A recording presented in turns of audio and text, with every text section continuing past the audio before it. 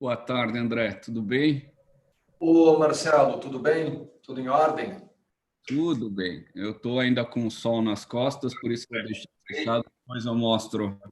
Deixa eu só tirar aqui. Ah, perfeito. O retorno aqui do YouTube que estava dando. Tá. Perfeito. Bom, uma pena, uma lástima que a gente teve que adiar o evento por algumas horas. E, aliás, pela mesma razão, eu tenho conhecimento do que aconteceu no Congresso de Direito Comercial, o Congresso Brasileiro ontem. Até tentei dar algum suporte, pelo que parece a gente está com problemas recorrentes, tanto, não sei se com o YouTube ou com o Zoom, algum dos dois está com problema, infelizmente. Vamos Todo só mundo. ver aqui a Laís, que ainda não entrou.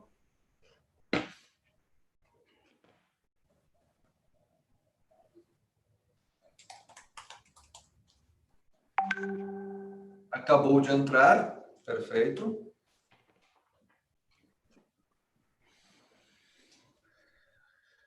Laís, tudo bem?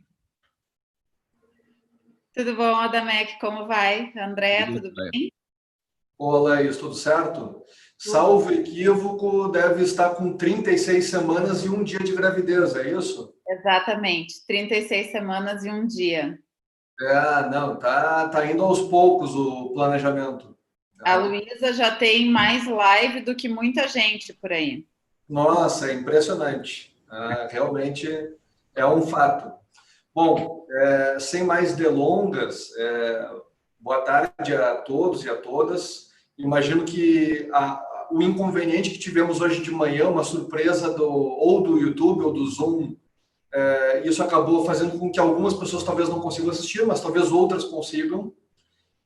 E, ao mesmo tempo, eu queria aqui ser mais objetivo quanto aos trabalhos, porque nós temos muitos assuntos a tratar. Nosso assunto de solução parcial de sociedades é um assunto que, digamos, tem uma nova roupagem muito diferente com o CPC de 2015.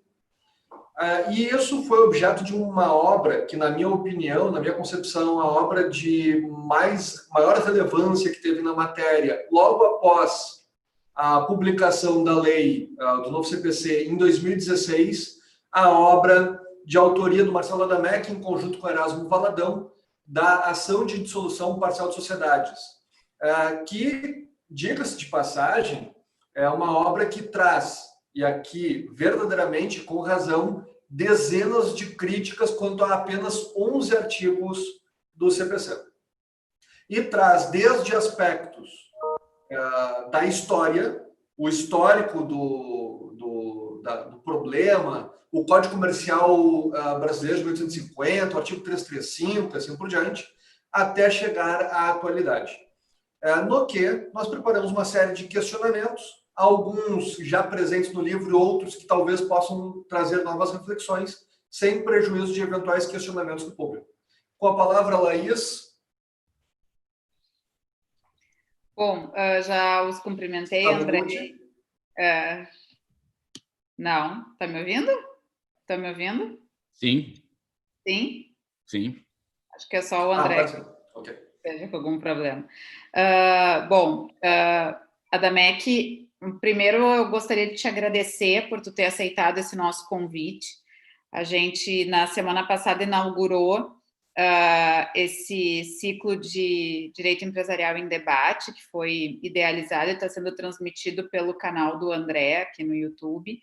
E ele gentilmente já, nessas duas primeiras edições desse nosso projeto, me convidou a participar, né? Então, André, também muito obrigada por essa oportunidade da gente poder ter esses diálogos aqui tão frutíferos para o direito empresarial.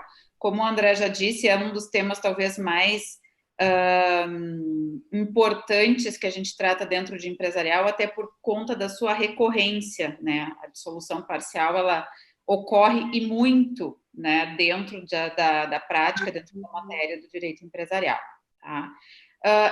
Para que a gente já possa aproveitar esse nosso tempo e, obviamente, né, bebendo de todo o teu conhecimento, Adamec, tu entendia, ou tu não, enfim, ou entende ainda, que antes de nós termos essa previsão lá no CPC, esse assunto da dissolução parcial, ele já era tratado adequadamente no nosso ordenamento? A gente precisou do CPC para melhorar esse tratamento? Melhorou ou não melhorou?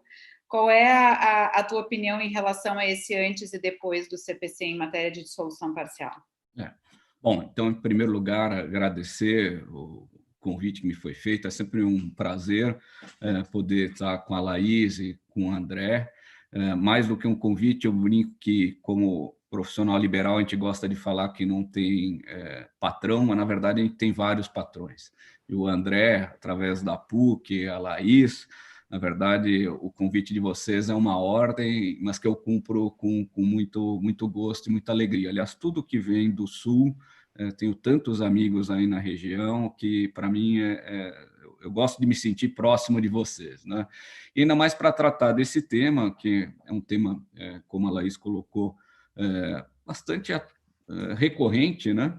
A Associação Brasileira de Jurimetria fez um levantamento e constatou que, enquanto nas sociedades estatutárias, sobretudo na sociedade anônima, a maior incidência de litígios refere-se à invalidação de deliberações assembleares, já nas sociedades contratuais, e aí designadamente na sociedade limitada, que é o tipo mais utilizado, a dissolução parcial lato sensu é o litígio que mais se verifica no foro, né? Então, processos que têm, por fim, a dissociação do sócio da sociedade e o recebimento do seu valor.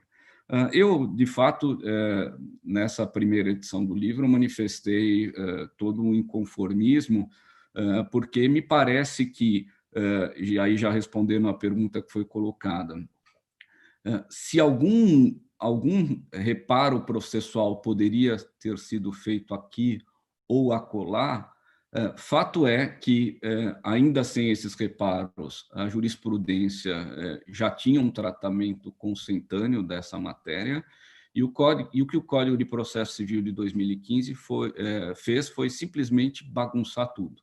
Então, introduziu essa dissolução parcial de sociedades dentre os procedimentos especiais, e se a gente for verificar o que de especial tem nesse procedimento, a gente conclui que nada poderia ser de mais ordinário do que uma ação de dissolução parcial.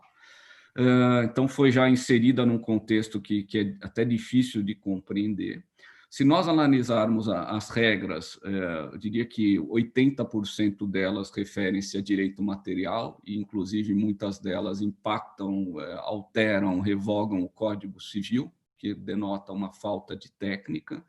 Agora, o que eu acho de mais prejudicial nessa disciplina é que, sei lá se por uma visão própria ou por insciência mesmo de quem estruturou essa parte, confundiu-se aquilo que é ontologicamente diferente.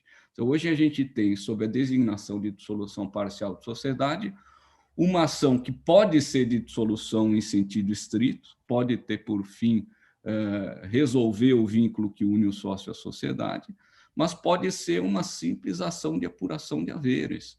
E isso, hoje em dia, foi tudo confundido sob uma mesma designação, recriando uma série de litígios. Eu acho curioso que isso tenha partido de pessoas que eram tanto quanto saudosistas do decreto 3.708 de 19, dizendo que a antiga lei de sociedade por cotas, afinal de contas, era bastante maleável, e ao longo de décadas houve uma decantação da jurisprudência e que, portanto, nada deveria ter sido feito como foi pelo Código Civil. Só que nessa matéria, o que a gente fez é exatamente o oposto do que foi também propugnado, porque a jurisprudência, depois de anos e anos, já tinha sedimentado determinados entendimentos, mesmo aqueles que não eram afeitos da área faziam a diferenciação entre dissolução parcial em sentido estrito e apuração de haveres, e isso hoje em dia foi tudo confundido, né? E para concluir essa resposta longa a uma pergunta breve, mas porque ela me permite dizer tudo isso, a gente não pode esquecer o seguinte: nós somos especialistas na área. Eu tenho um irmão que é magistrado, e a gente brinca, o especialista sabe muito sobre pouca coisa, e o juiz tem que saber um pouco de muita coisa, né?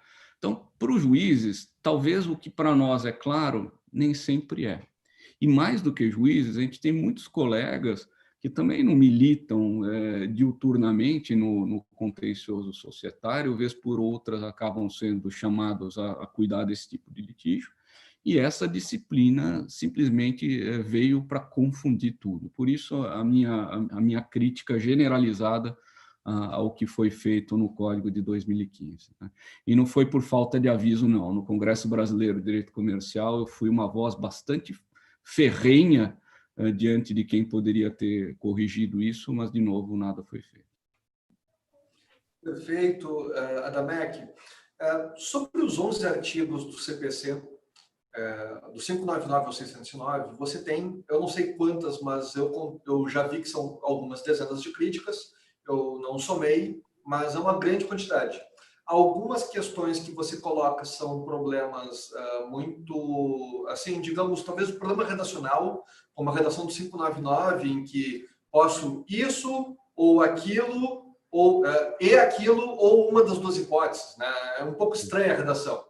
Mas, assim, de todas as críticas que você traz, algumas mais impactantes, outras menos, qual você julga que é o pior problema do CPC de 2015 nessa parte? Segundo, você escreveu há 4 anos esse livro. E uma das coisas que quem já escreveu um livro, quem já teve alguma coisa que ficou para a posteridade, o que sempre acontece é que a pessoa se arrepende de algo que fez. Você tem algo que você escreveu do que você se arrepende, que você revê atualmente? Bom, então vamos por partes, né? Primeiro, o que eu odiei e continuo a detestar é o 599. Não só quer dizer, seguramente não pelo problema de redação, em que você tem uma conjunção aditiva e depois uma alternativa que acaba repetindo o que veio nos incisos anteriores, mas porque o 599, ao segregar, ao apontar as diversas pretensões que podem ser abrangidas por uma assim denominada ação de dissolução parcial, evidencia, deixa claro que, na realidade, eu posso ter uma ação de dissolução parcial que não é de dissolução, mas de mera apuração de haveres. Então, uma contradição em termos. Então, a crítica que eu faço ao 599 é que lá se colocou o problema de querer juntar duas coisas que são completamente distintas. Uma ação que é de carga constitutivo negativa, outra de condenatória. Uma com legitimados passivos totalmente diferentes dos demais. Sem se falar que também nesse 599, ao segregar as pretensões, você criou uma situação inusitada que, de novo, para quem não é da área, fica ainda pior esse problema, que é você, eventualmente, ter uma situação em que alguém pede a dissolução parcial, mas não pede a apuração de haveres, o juiz decreta o prius e não pode decretar o posterius à falta de pedido. Eu acho que isso é um equívoco. Né? Então, esse 599, por ser a condensação do erro, é o ponto que mais ainda continua a me incomodar. Sobre críticas que eu tenha feito e eu tenha depois voltado atrás. Né? Bom, em primeiro lugar, é sempre difícil você escrever sobre uma lei nova, né? Mas, nesse ponto, eu até repercuto algo que eu registrei no prefácio, na introdução do meu livro sobre a responsabilidade civil dos administradores, que era uma advertência que foi feita pelo professor Mauro Rodrigues Penteado. Ele falava, olha, não tenha medo de se posicionar. Registra que essa é a sua opinião diante do teu atual estado de reflexões. E se tiver que rever, que reveja. Aí, no abuso de minoria, eu até volto com uma outra passagem de um prefácio do professor Fábio Comparato, que ele fala: a imutabilidade não é expressão da vida, mas da antivida. Então, o que ele quer dizer com isso? Só quem é morto que não muda e permanece. Então, eu não teria problema nenhum em voltar atrás em críticas, reconhecer equívocos, etc. Mas eu devo dizer que já existe uma segunda edição que já está há um bom tempo parada, porque o livro esgotou, e que está bastante ampliada e desenvolvida, agora vai ser processo societário, comentários breves ao Código de Processo Civil, vai abranger toda a outra disciplina, e já existe também um segundo volume que está simplesmente sendo revisto, que vai ser Processo Societário 2, comentários breves à Lei das SA. Mas nessa segunda edição, na parte da dissolução parcial, eu volto uma atenção, volto ao comentário ao artigo 601 do Código de Processo, aquele que diz que sócios e sociedades serão citados para a causa, né? E na primeira edição, eu ainda registrei as várias possíveis interpretações e sinalizei, e aí vem talvez uma meia-culpa, de uma maneira tímida aquela que se afigurava desde então a melhor interpretação. E nessa segunda edição, então, eu estou revendo isso para deixar mais claro que me parece que o 601 não deve ser lido como se estivesse a sempre e sempre instituir um litisconsórcio passivo necessário entre sócios e sociedade. Que, na verdade, o problema de legitimação passiva, como qualquer outro problema de legitimação, se prende ou tem que ser resolvido à luz do direito material subjacente. E por essa linha, então, é sempre necessário verificar se está diante de uma ação de dissolução em sentido técnico ou uma ação de apuração de haveres. E os sócios, portanto, apenas serão litisconsórcios passivos necessários se a ação for de dissolução parcial em sentido estrito. Se for uma ação de mera apuração de haveres, em relação à qual a única devedora é a sociedade, será ela sempre e sempre que deverá ser citada. Os sócios não devem ser considerados litisconsórcios passivos necessários apenas porque sócios, porque não se pode admitir uma situação em que alguém é colocado no polo passivo e em relação a essa pessoa nenhuma pretensão é deduzida. Então, eu estou nessa segunda edição enfatizando que o 601, quando diz que sócios e sociedades serão citados, a gente tem que ler conforme o caso, a depender da demanda que está sendo proposta. Então, nesse ponto, eu talvez já devesse, então, ter sido mais enfático. Mas como você colocou, André, mesmo não tendo sido enfático nesse ponto, acho que como eu fui enfático em tantos outros e em algumas passagens parece que eu escrevi com bile e não com tinta, eu achei por bem que também era necessário em algum momento parar. Adamec, pegando esse gancho, né, que tu colocaste de que houve algumas confusões que foram feitas ou colocações de coisas diferentes dentro da mesma caixinha para ser resolvida por uma única ação, né? Também a gente sabe que não houve uma exata divisão em relação aos motivos de dissolução, né? Enfim, direito de retirada, recesso, exclusão, enfim. Tem alguma justificativa para que isso tenha acontecido? Qual é o teu entendimento em relação do nosso legislador não ter separado esses casos todos de possível dissolução das sociedades? Realmente, assim, no 599 a gente tem quais são as diversas pretensões. No 601 parecia indicar, mas eu estou dizendo que não indica claramente quem é o legitimado passivo. No artigo 600, na verdade, eu acho que o legislador pretendeu resolver a questão da legitimação ativa. E aí ele arrolou lá 7 hipóteses, mas que você, Laís, bem observou, não são exaustivas. Por exemplo, ficaram outros casos de dissolução, liquidação de cota, caso de penhora, você teria também esse efeito, o adjudicatário das cotas, né, que vai propor ação de apuração de haveres e tal, isso não está resolvido. Segundo lugar, o artigo 600 tem algumas impropriedades também, que menciona, por exemplo, a retirar a propositura de ação de dissolução parcial por quem já se retirou e assim por diante. A única questão que eu acho que o artigo 600 resolveu, então, dentro dessa ânsia do legislador de apresentar uma classificação que não é exaustiva e na qual ele próprio acabou claudicando, A única questão que ele resolve, ao meu ver, é do 1030 do Código Civil, trata lá da ação de exclusão judicial, e aí existia uma divergência em torno da correta interpretação do 1030, que fala da ação de exclusão por iniciativa dos demais sócios. Uma parte da doutrina entendia que a iniciativa das demais sócios estaria sinalizando quem deveria figurar no polo ativo. Outros, por exemplo, o professor Zé Marcelo Martins Proença, diziam que, ainda nesse caso, iniciativa dos demais sócios sinalizaria uma deliberação assembleária e quem haveria de figurar no polo ativo seria apenas a sociedade. E foi, a meu ver, esse caminho que, no inciso 5º, o legislador, no Código de Processo, adotou ao dizer que a ação pode ser proposta pela sociedade nos casos em que a lei não autoriza a exclusão extrajudicial. Agora, todo o restante ou não inovou ou acabou só criando mais confusão, tal como foi redigido o artigo, né? Perfeito. Adamec, até aproveitando esse artigo aqui, ele tem dois, assim, entre outros problemas, tem dois aqui que eu queria pensar.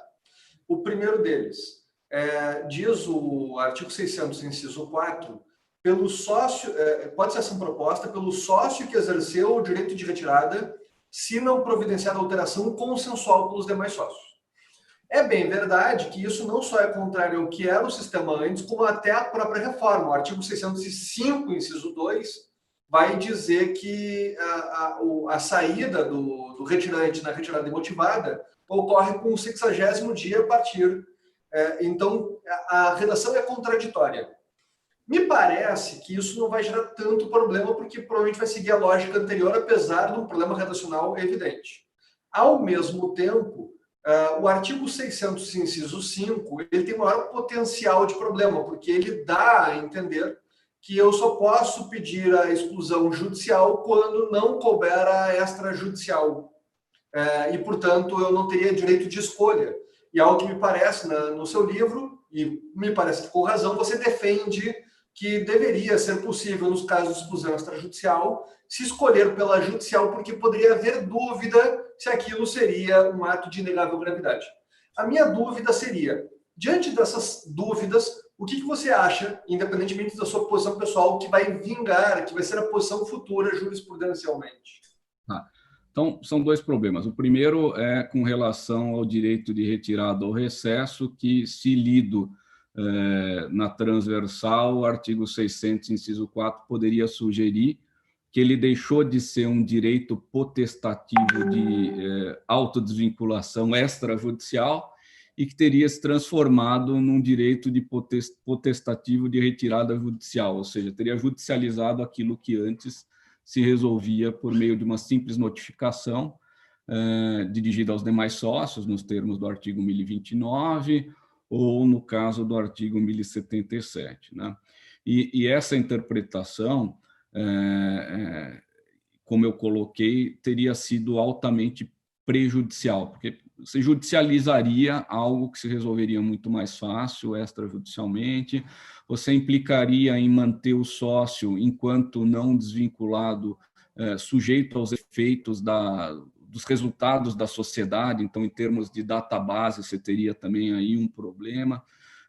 Felizmente, o DREI foi rápido nessa matéria, e no Manual de Sociedade Limitada, que tem por base instruções normativas que se renovam, continua admitindo tranquilamente que o direito de retirada seja exercido extrajudicialmente, nos termos do 1029, e se a sociedade, porventura, não atualizar o quadro societário, isso não significa que o sócio deixou, por isso, de se retirar da sociedade, e que, inclusive, nessa situação, o sócio continua a ter direito de levar a notificação de retirada ou recesso para averbação junto à inscrição da sociedade como um documento do interesse do registro. Então, felizmente, nesse ponto, o legislador, assim, o DREI acabou, de certa forma,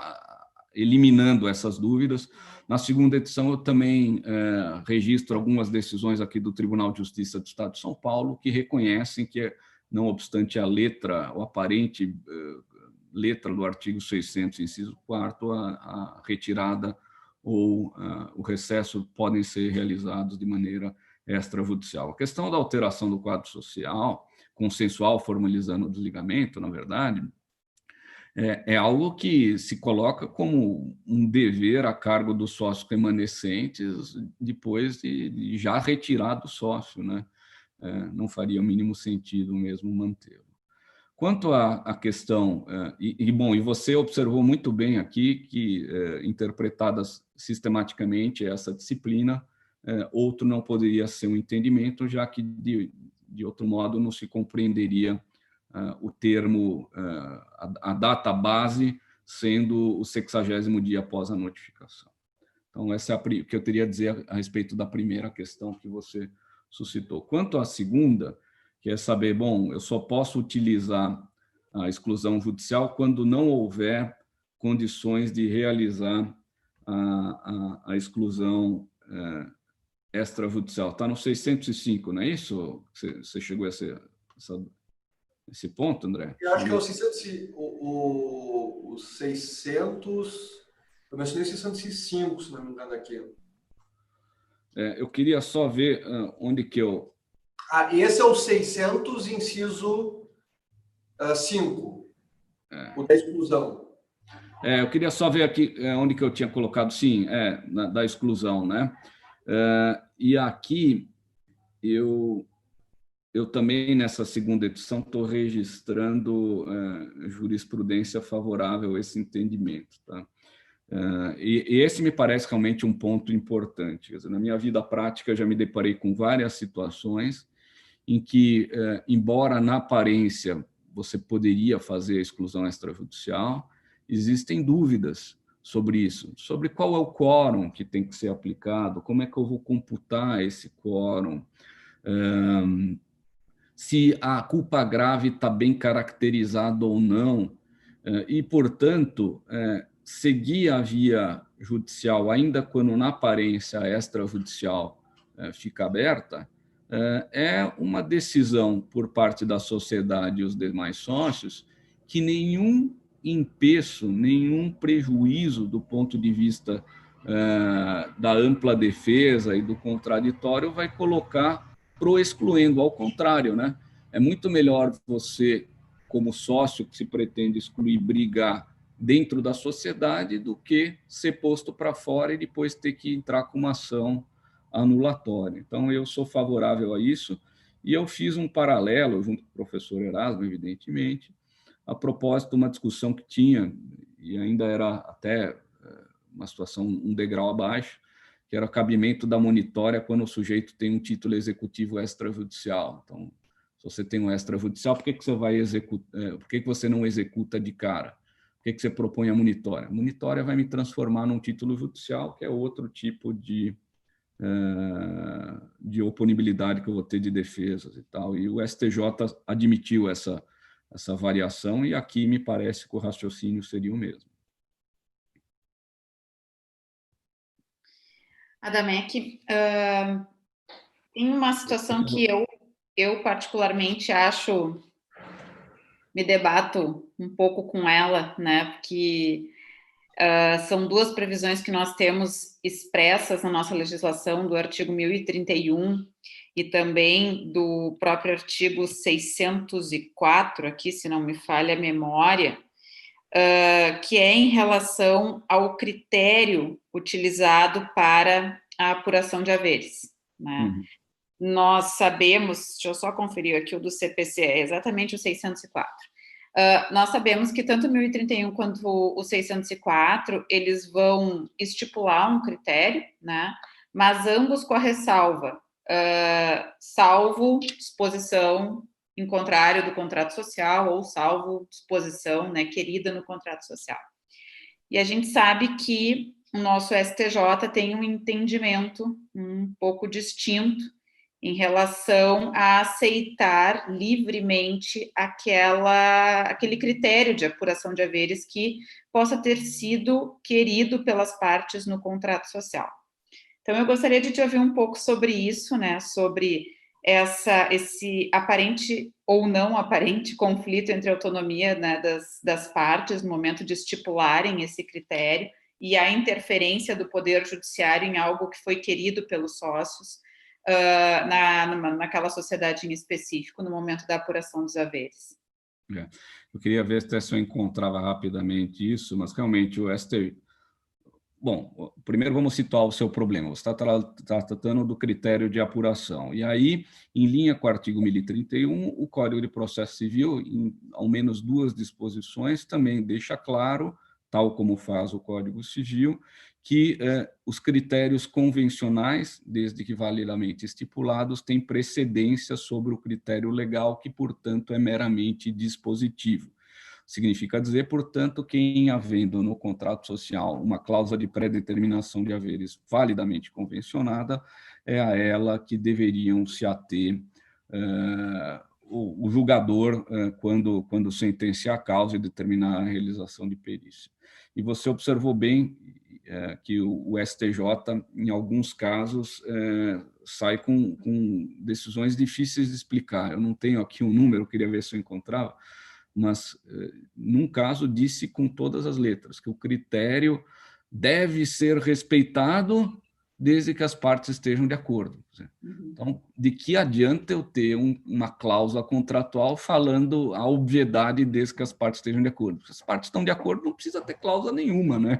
Aí basta que as partes convencionem, é direito patrimonial disponível a seu bel prazer. Então, e não faz o mínimo sentido. Eu acho que esse acórdão merece realmente toda a crítica por parte da doutrina, mas eu diria que, de maneira geral, pelo menos aqui no Tribunal de Justiça de São Paulo, eu acho que existe hoje em dia uma tendência de dar-se maior atenção àquilo que foi convencionado.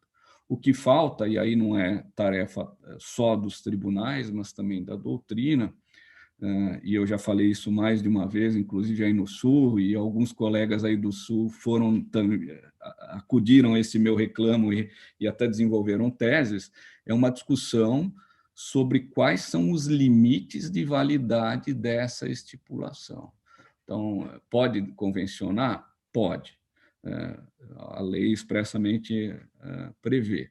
Agora, quais são os limites? Qual que é a liberdade de modelagem negocial, que é uma das manifestações da liberdade de contratar, que é uma decorrência da autonomia privada. Então, esse é o ponto que precisa ser enfrentado. Mas é isso.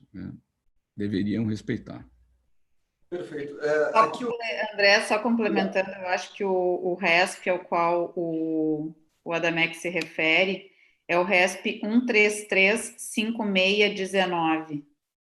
1335619, que vai dizer assim, na dissolução parcial de sociedade por cotas de responsabilidade limitada, o critério previsto no contrato social para apuração dos haveres do sócio retirante somente prevalecerá se houver consenso entre as partes quanto ao resultado alcançado.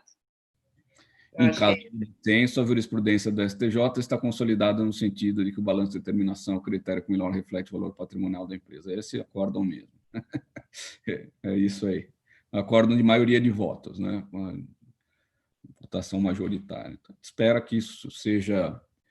Bom, de novo, eu também tenho um artigo que mandei para um livro, uma revista, criticando um julgado do STJ, mas quando eu critico, eu sempre lembro o seguinte, quer dizer, o STJ é composto por ministros, que são pessoas que são, antes de tudo, magistrados e que têm por vocação a missão de fazer justiça.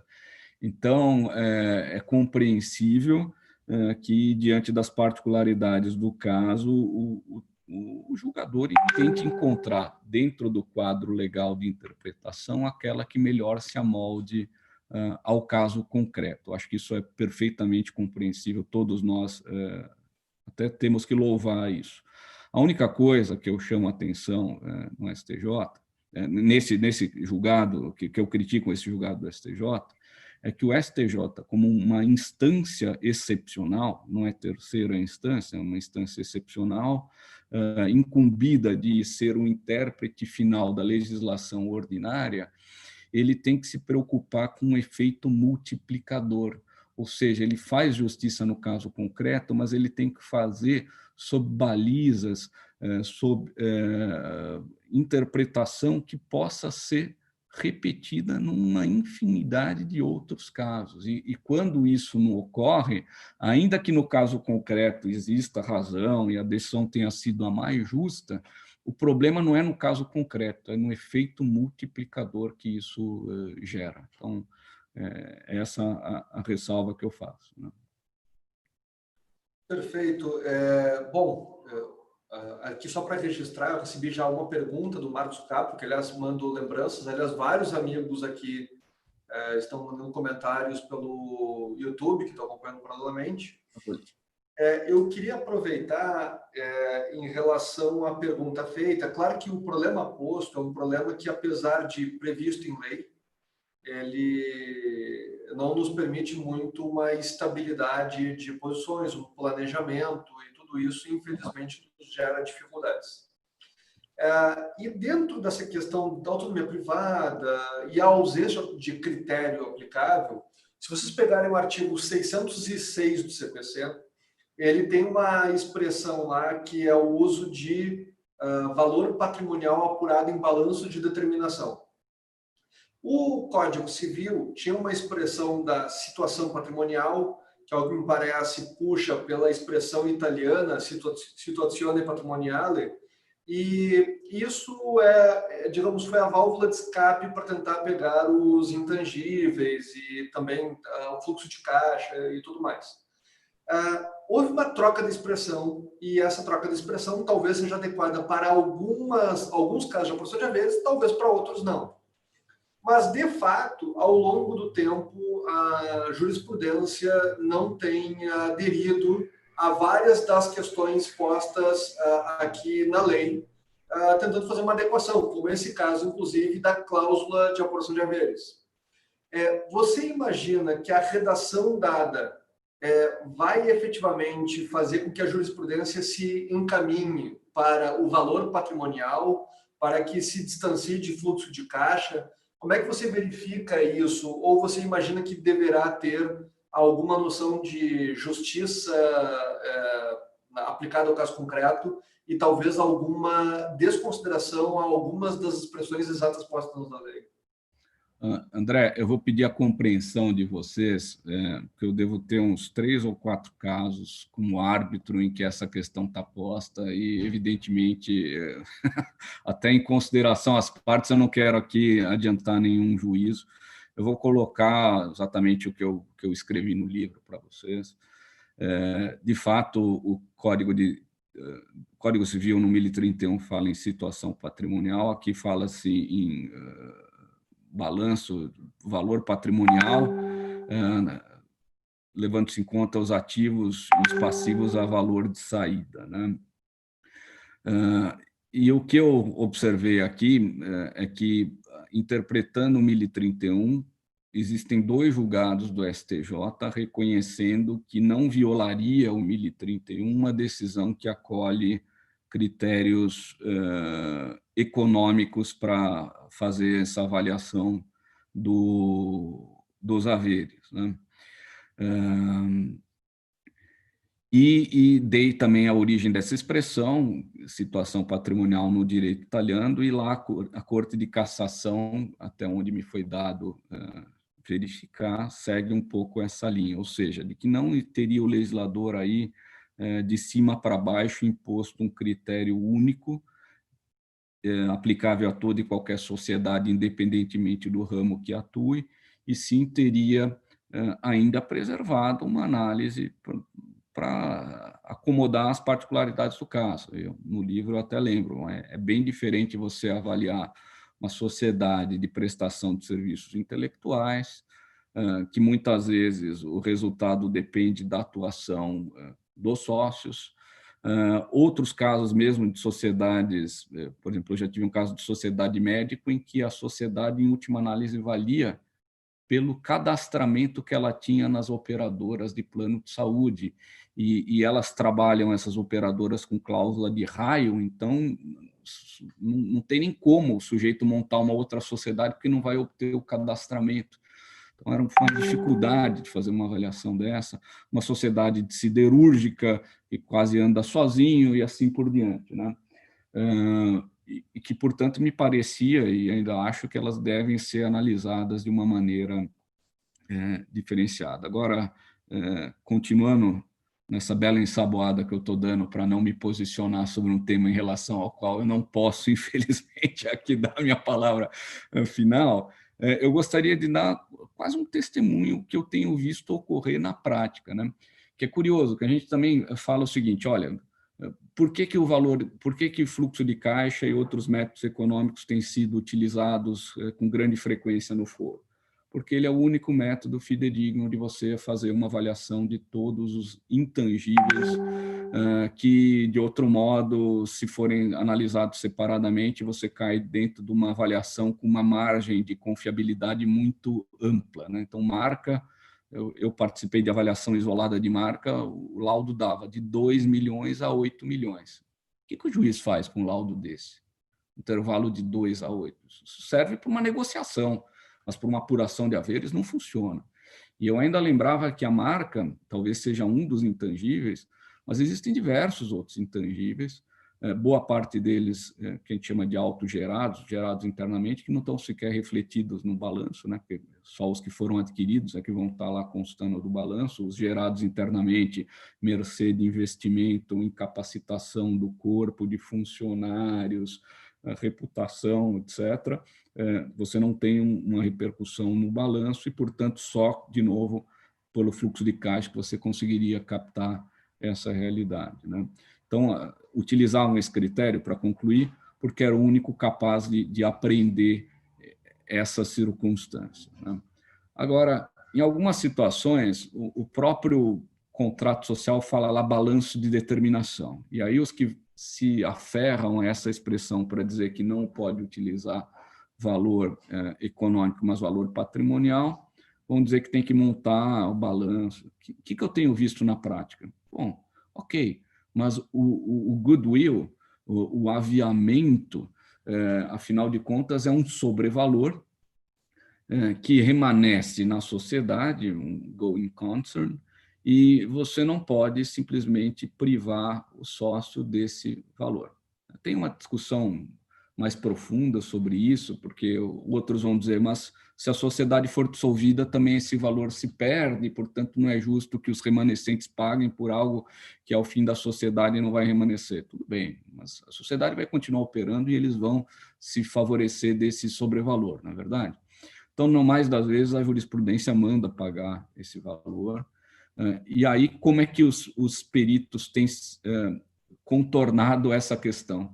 Simplesmente, de maneira muito mais pragmática que a gente. Não entra nisso de valor econômico, valor patrimonial. O sujeito monta um balanço de determinação, que não é o mesmo que um balanço contábil. Ele vai avaliar os ativos e os passivos a valor preço de saída, o valor atual, né? E vão criar uma outra conta. Então, aí eles fazem, no fundo, um fluxo de caixa paralelo para captar a realidade do aviamento e acrescentam no balanço. É assim que tem sido feito, né? Simplesmente passando ao largo um pouco dessa discussão. Mas, assim, dentro da extensão do que eu realmente posso falar, e eu peço a compreensão, era isso que eu teria sobre esse ponto. Fica bem tranquilo, Damek. A gente entende completamente às vezes, a situação em que a gente está na academia, né, de ter que opinar sem poder opinar diretamente, né? Uma outra situação também que nós temos ainda aqui dentro, né, desses artigos trazidos pelo CPC de 2015, no artigo 605, o nosso legislador ele fixou as datas, digamos assim, para a resolução da sociedade, né? A questão da apuração dos haveres aqui nós já tratamos, né? Enfim, do judiciário interferir ou não, né? E como fazer isso. E logo abaixo, o artigo 607, ele traz uma disposição no sentido de A data da resolução e os critérios de apuração de haveres podem ser revistos pelo juiz a pedido da parte a qualquer tempo antes do início da perícia. Então, a gente tem uma fixação em artigos anteriores e o logo abaixo, 607, permite essa revisão. Como é que tu enxerga esta previsão? É mais uma daquelas posições decifra-me ou te devoro, né? Como faz sentido isso? O 604 inclui como um dos principais elementos da sentença a fixação da data e do critério de apuração. E aí o 607 fala a data de resolução e o critério de apuração pode ser revisto pelo juiz a pedido da parte a qualquer tempo antes do início da perícia. Então, existem algumas tentativas de interpretação, uma pena que eu não estou aqui com... Eu até fiz isso, né? Uma primeira seria dita, não, você tem que interpretar o 607 como sendo aplicável apenas àquela ação que é de mera apuração de haveres e não de dissolução parcial, e que, portanto, você não tem uma sentença que termina a primeira fase com a dissolução parcial e, portanto, esses critérios não vão estar sendo fixados em sentença. Uma interpretação que é difícil também de se manter, porque o 607 fala que os critérios podem ser revistos pelo juiz. Se é revisto, é porque anteriormente já houve uma fixação anterior, e, portanto, essa interpretação não me convence. A segunda seria de dizer, que eu acho que é isso mesmo que o legislador falou, que, embora ele tenha incluído esses elementos como integrantes da sentença, ele excluiu do âmbito da eficácia preclusiva da coisa julgada esses elementos, né? A gente sabe que a garantia da coisa julgada é uma garantia constitucional, mas a definição do que seja coisa julgada cabe à legislação ordinária. Tanto que, se a gente for na lei de introdução às normas do direito brasileiro, lá tem uma definição do que se considera coisa julgada. E a gente sabe, portanto, que existem situações que são constitucionalmente admissíveis, em que o legislador retira boa parte da carga da eficácia preclusiva da coisa julgada, no caso das ações que decidem relações jurídicas condicionais ou continuativas, ação de alimentos, assim por diante. Então, me parece que foi essa a ideia do legislador, ele acabou dando com uma mão e tirando com a outra, permitindo que houvesse essa revisão, que, no fundo, se trata ou dá margem a inúmeros incidentes, sobretudo nessa época de pandemia. Eu acho que vai ser a porta que os tribunais vão utilizar para fazer justiça salomônica nos casos concretos, né? Aí teve uma outra interpretação que eu vi um autor fazendo, dizendo o seguinte: não é que o juiz pode rever a seu bel prazer, já que isso, inclusive, está fixado na lei ou no contrato. É só quando o juiz erra. De novo, assim, que é o segundo tempo, não existe isso em processo, né? O juiz erra, o erro dele faz coisa julgada da mesma forma. Então, me parece que essa é a interpretação que eu pus em segundo lugar, goste-se ou não, é a que decorre dessa análise. E existe, mas eu acho que já foi arquivado, mas tinha um projeto de lei, inclusive, voltado a revogar o artigo 607, era um PL 7384 de 2017, do deputado Carlos Bezerra, do PMDB do Mato Grosso. É isso. Perfeito. Aqui, Marcelo, só aproveitando o ensejo, tem uma pergunta aqui que é feita, que eu me dou o trabalho de responder aqui diretamente. O Guilherme Nozari, colega aqui do nosso estado, ele pergunta: André, quem aqui no Rio Grande do Sul escreveu sobre escreveu sobre o limite da validade da estipulação contratual no que pertine aos critérios. E eu acabei de copiar aqui, tem um texto que foi escrito por mim, pela professora Laís Lucas, pela professora Gabriela Balau, que trata do tema. O tema não é a validade da cláusula, mas trata indiretamente sobre este problema posto. Está já o link à disposição. E, assim, o que eu vejo é que muitos colegas que, às vezes, tratam sobre o tema de exclusão, por mais que não seja um tópico específico, acabam trabalhando sobre o tema, que acho que é o caso do Spinelli, por exemplo, e do Diogo Merten Cruz. Mas eu não me recordo de nenhum texto que seja específico sobre a validade.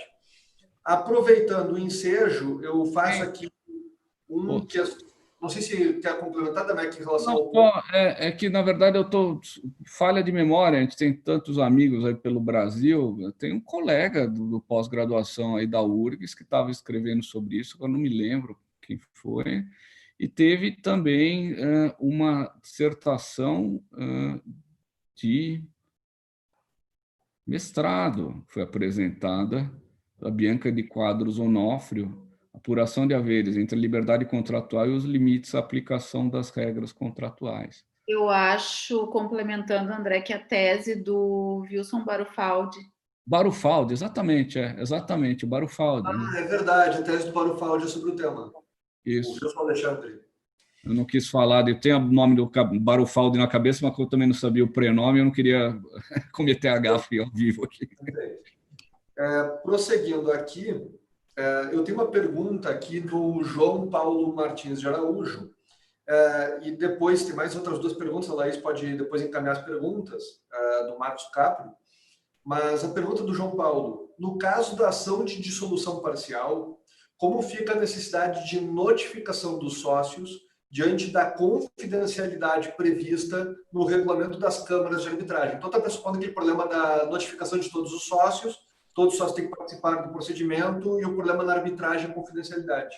Então, essa é a pergunta endereçada. É um problema muito... O colega foi exatamente no ponto. Quer dizer, no mais das vezes, a cláusula compromissória está no próprio contrato de sociedade, a imagem e semelhança do que ocorre na cláusula compromissória estatutária de sociedade anônima, e, portanto, automaticamente ficam já vinculados sócio e sociedade. Mas pode acontecer que isso não ocorra. Por alguma circunstância ou outra, pode ser que eu tenha uma cláusula compromissória certa medida patológica, que vincula a sociedade e um sócio, mas não necessariamente os demais. E aí, se entender, a depender, então, da análise do caso, que os demais sócios são litisconsortes passivos necessários, o que ocorre é que, nesse caso, vai falecer jurisdição ao tribunal. E aí toda a demanda, porque eu tenho um litisconsorte passivo necessário que não está vinculado à cláusula compromissória, vai ter que se processar em juízo. Então, por isso que me parece fundamental fazer a diferenciação que eu fiz entre solução parcial stricto sensu e ação de apuração de haveres. Se a ação for apenas de apuração de haveres e se vinculados a essa cláusula estiverem a sociedade e aquele que é o credor do valor da cota, apesar da literalidade do artigo 601, a demanda vai se processar, sim, no juízo arbitral. Agora, se a ação for de dissolução parcial stricto sensu, repito, e faltar vinculação de algum dos sócios, porque esses, nessa situação, são litisconsortes passivos necessários, a consequência é que essa demanda vai ter que ser proposta perante a justiça estatal. É isso. O problema. Adamec, a gente tem aqui dois questionamentos, né, que foram endereçados pelo Marcos Caprio. Eu vou fazer os dois em conjunto, até para que a gente possa cumprir o tempo. O primeiro é, havendo sócios já falecidos, o sócio dissidente teria de promover a citação dos herdeiros para além da citação dos sócios ainda vivos, quando necessário, um caso de consórcio necessário, né? E a segunda pergunta que ele faz é, a decisão que reconhece o direito de retirada teria eficácia de viabilizar a alteração contratual, mesmo na pendência da apuração de haveres? Então, são essas duas perguntas. Começar pela mais fácil. Sim, uma coisa... A partir do momento em que o sócio notifica e decorre o prazo estipulado em lei, você tem, como é próprio dos direitos potestativos, a extinção de uma relação jurídica. É naquele momento, portanto, que o sócio deixa de ser sócio, inclusive adquire um novo status, ele é credor. Enquanto ele é sócio, a participação dele fica registrada numa conta que a antiga lei de sociedades por ações chamava de passivo inexigível. A partir do momento em que você notifica e decorre, você é credor, é passivo exigível da sociedade, e você vai propor ação, e você vai brigar de fora da sociedade mesmo. Você não é mais sócio e, portanto, não há sentido em que você se mantenha vinculado à sociedade durante esse período, sofrendo, aliás, todos os ônus, né? A sociedade vem a passar por um endividamento trabalhista pesado, vão querer responsabilizar aquele que já não é mais sócio. Não faz sentido, né? Agora, talvez a preocupação do colega seja a seguinte: mas, poxa, quando eu estou fora da sociedade, eu tenho interesse em acompanhar, apesar disso, o desenvolvimento das suas atividades, já que eu sou credor, né? Eu sou um antigo sócio, que eu sou credor. Então, essa é uma pendência que a jurisprudência, sobretudo, aliás, a doutrina italiana já resolveu bem, dizendo: o sujeito não é sócio, ele é credor. Mas, enquanto credor, ele tem legitimidade para utilizar as medidas que são medidas próprias de tutela do seu crédito, que está sob liquidação. Então, os tribunais acabam... O sujeito não vai ter direito a uma prestação de contas, mas ele, eventualmente, vai ter direito a determinadas medidas probatórias em cima que digam respeito à movimentação da sociedade e assim por diante. Tá? Então, essa é a minha resposta para segunda questão. Quanto à primeira, pode repetir de novo qualquer, só para eu me lembrar? A questão dos herdeiros, se há necessidade então, de fazer sócio herdeiros. Sócio dissidente, né? Eu não sei o que ele está dizendo por sócio dissidente, eu imagino que seja um sócio que vai se retirar ou que já se retirou, e se nesse caso ele ainda assim teria que colocar no polo passivo herdeiros de outros sócios falecidos, né? Se eu bem entendi essa situação. Então, a primeira questão, a questão prévia é saber, sócio dissidente, qual é a demanda que ele vai propor? É um sujeito que quer se retirar de uma sociedade contratada por prazo determinado e depende, portanto, de uma decisão judicial? Ok, aí é uma ação constitutiva ou negativa. Não, é uma ação simplesmente de apuração de haveres. Aí simplificou. Se for apuração de haveres, única que vai figurar no polo passivo é a sociedade. Então, simplificando, nessa situação, se a ação for de apuração de haveres, nem os demais sócios, nem os herdeiros dos demais sócios têm que participar do litígio, apenas a sociedade que vai figurar no polo passivo. No entanto, se a ação for de dissolução parcial, em sentido estrito, e o sujeito tiver com a demanda pretendendo se desligar da sociedade, ele vai ter que colocar no polo passivo a sociedade e também, já que a esfera jurídica dos demais é atingida, os demais sócios. E aí vai ter que se verificar se, dentre esses demais sócios, eu teria a figura do espólio do sócio falecido, né? Em algumas situações em que o contrato social permite a substituição do sócio pelos herdeiros de sócio, figura em período intermediário o espólio do sócio falecido. Eu, particularmente nessa situação, iria citar, desde que o inventário ainda esteja em andamento, o espólio do sócio falecido, justamente para evitar ulteriores questionamentos. Mas, se o problema já se colocou numa situação concreta, aí teria que verificar se os herdeiros de sócio, afinal de contas, se ainda existe a figura do espólio e se os herdeiros de sócio, afinal de contas, têm condições de entrar ou não na sociedade. Se não tiverem, eles já não são mais sócios e não precisariam ser citados. Tentei cobrir toda essa situação. Perfeito. Bom, acho que cumprimos o pretendido, conseguimos aqui cumprir com uma série de questionamentos, inclusive do próprio público. Mais uma vez, eu queria muito agradecer pelo apoio, tanto da Damec quanto da Laís. A Laís, num estado já próxima da segunda filha, e o Adamec, que está numa agenda bastante grande, sabemos disso, e fez um esforço de agenda para mais um compromisso aqui conosco, que eu fico muito grato, legitimamente, porque eu tenho uma enorme admiração, não somente intelectual a vocês dois, mas também pelas pessoas que vocês são. Dito isso, agradeço enormemente pela disponibilidade de ambos e dou por encerrado este evento. Obrigado. Obrigada, André, pelo convite, a Damec de novo, né, para a gente poder se reencontrar. E também não posso deixar de registrar ter nos brindado com esse lindo pôr do sol atrás aí da tua janela. Eu deixei até o final para todo mundo ficar com Exato, que podemos acompanhar. Demais, é uma satisfação muito grande estar junto com dois amigos, já conheço de longa data, é sempre bom discutir esses temas. Espero que tenha atendido a missão que me foi dada e, como sempre, continuo às ordens dos meus chefes aí no Sul. Obrigado. Obrigado por tudo. Um abraço. E, Laís, boa sorte, né? Que venha... Obrigada. Quase que é o momento de dizer bora.